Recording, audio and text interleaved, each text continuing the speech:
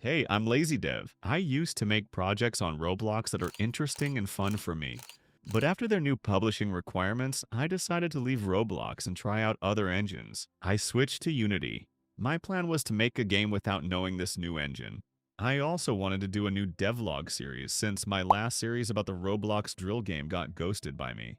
I had no idea how anything worked, but somehow things were doing great. Later on, I began understanding C# and Unity much better.